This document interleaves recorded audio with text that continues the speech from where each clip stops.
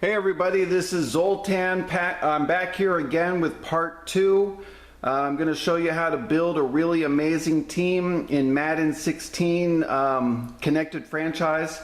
Once again, this is without all the glitches that they had before, so this is some real strategies after all the updates. It's much harder to trade now. So I'm going to show you some really great strategies. We're working with the Jacksonville Jaguars, which is basically the worst team in the league.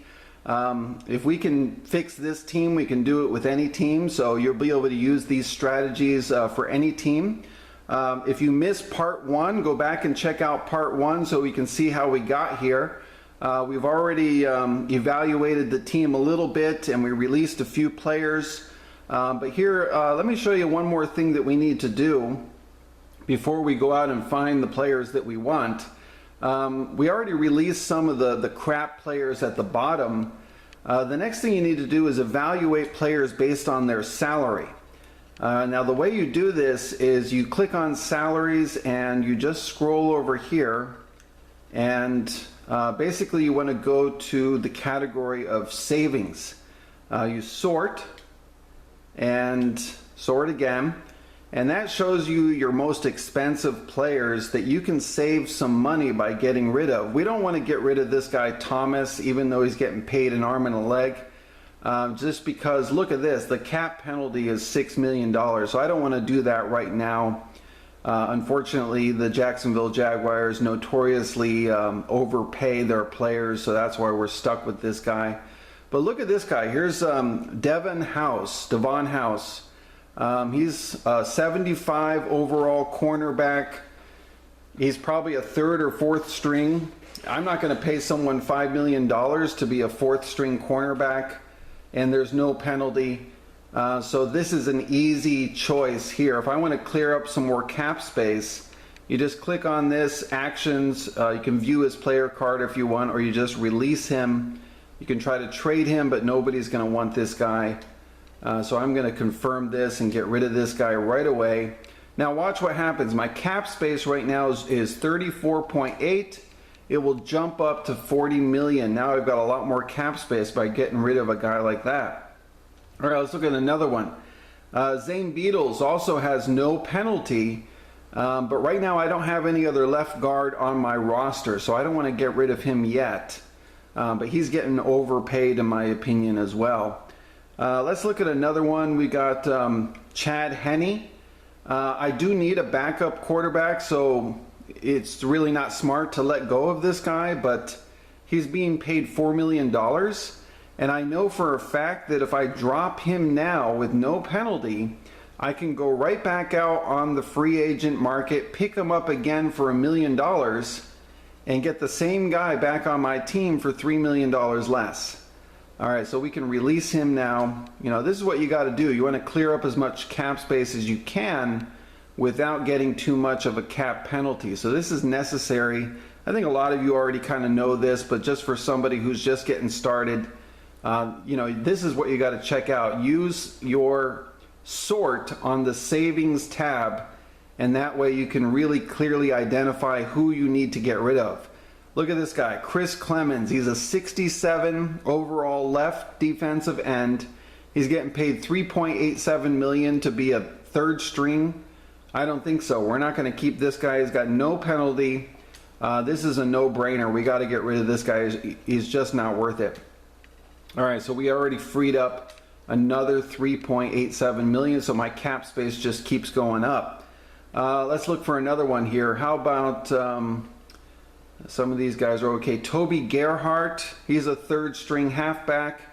He's getting paid $2.5 million. I can probably find another third string halfback out on the free agent wire for about half this price. So I'm going to release him. There's no penalty for releasing him either. So we'll find somebody else later on.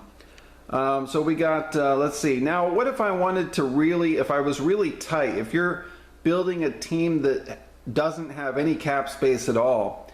Now remember, in the previous video, part 1, we moved Luke Jokel over to right tackle. So this guy, Parnell, his name is Jeremy Parnell actually. He's an overall 72, and he's now a backup right tackle. and he's getting paid $4 million a year. That's just way too much. But look at the penalty. It sucks. $5 million. And see, here's one thing a lot of people don't realize how this works. If I release him now, I get a $1 million penalty this year and $1 million penalty for each of the next 4 years. How do I know that? Look at this. The bonus is $5 million. Okay?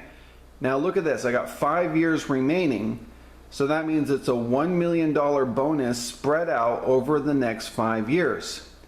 All right, so that kind of sucks. I wish that the Jaguars hadn't paid this guy so much, but I'm going to need to get rid of this guy because I just don't want to be paying $4 million for a backup right tackle.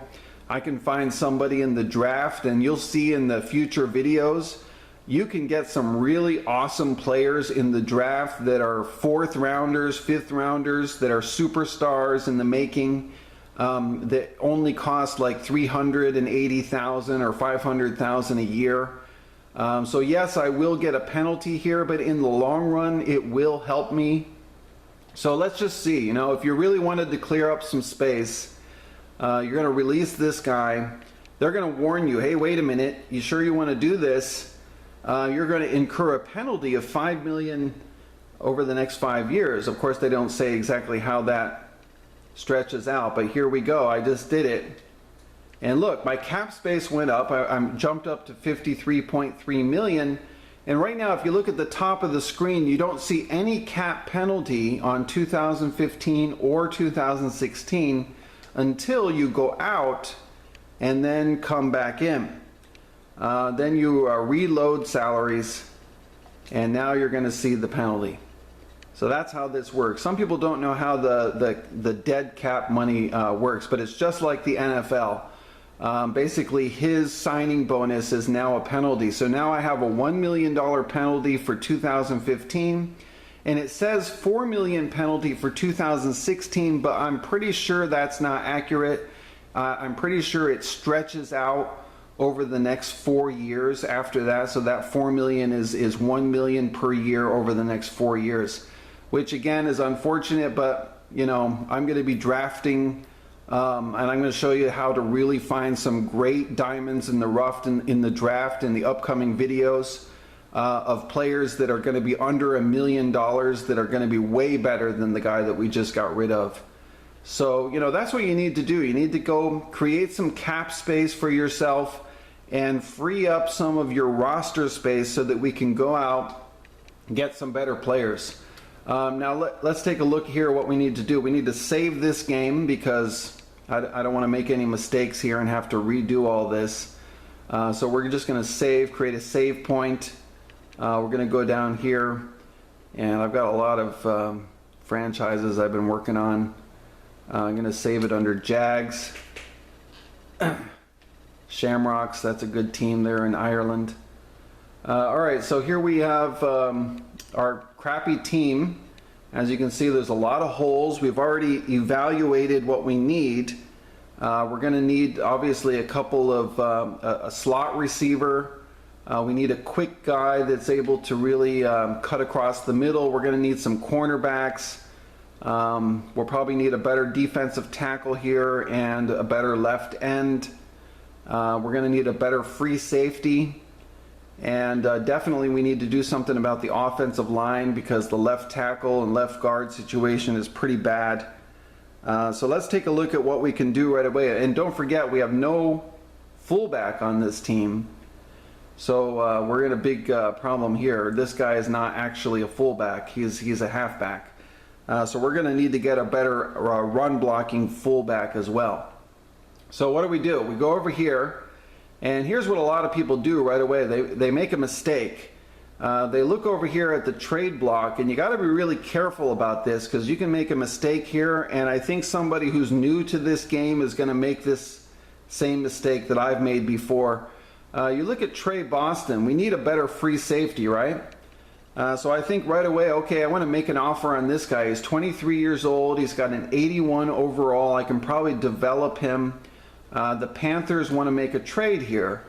And so I think, all right, let's do this. Trey Boston, maybe I can get him for a 7th round pick, and they might do it. You know, I'm going to trade my 2017 7th round pick. And let's hope that they do that, because they seem like they just want to get rid of him. Now sometimes this works, sometimes it doesn't. We're going to make the trade. And they said, all right, the offer's been sent, you will receive a response. And let's take a look over here if they did it. Maybe they did it. Oh no, they declined the trade. Look at that. This happens sometimes. You got to be careful, because now I acknowledge that this trade got declined, and this is the mistake a lot of people make. They think they can go back into the trade center and offer something better. And so now you think, all right, I'm going to do a manual trade here. I'm going to go back in. Now I'm going to offer a better pick. I'm going to offer my 6th round pick. And I'm going to come over here to the Panthers. Maybe they'll do this. And I'll go back here and find the Panthers and say, all right, how about this? How about a 6th round pick? Maybe they'll do that. And you go up to your free safety and you say, all right, oh, wait a minute. Where did he go? Trey Boston is gone. All right, you can see the reason why they wanted to trade him is because they got Kurt Coleman already there, and they've got this other guy as a backup. But what happened to Trey Boston? I can't even upgrade my pick. I just screwed myself, because now he's gone and I just ruined it. You know, that's what easily can happen if you go in through the trade center. That's a huge mistake, because now let's take a look at transactions. And the Giants jumped in there at the last minute and offered a 3rd round pick. And of course they're going to take that, because I was just offering a 7th round pick, and now he's gone. And certainly the Giants are not going to trade him now, so I just lost my chance to get a better free safety. Now, if you're not familiar with this game very well, you might think that you're screwed and there's nothing you can do about it. But let me just show you the first of several tricks. Not really a trick, it's just something you got to learn. I want to get out of here now. I just made a big mistake, right? So let's quit this. And we want to get out. This is why it's important to save your game. You come back in over here, and let's go up to Jags. And now I'm going to show you a better way to get this guy, and you can absolutely get him for a 7th round pick. But you don't do it through the trade block. You got to use a different way to do this. So that's what we're going to do in part 3. I'm going to show you a lot of really interesting tricks here that are really great strategies to build this team. And I guarantee you, when you see what we're about to do, you will agree that this is going to be a Super Bowl caliber team when you go into part 3. So check part 3. Don't forget to like the video and subscribe to the channel. There'll be a lot more great strategies coming up, so stay tuned.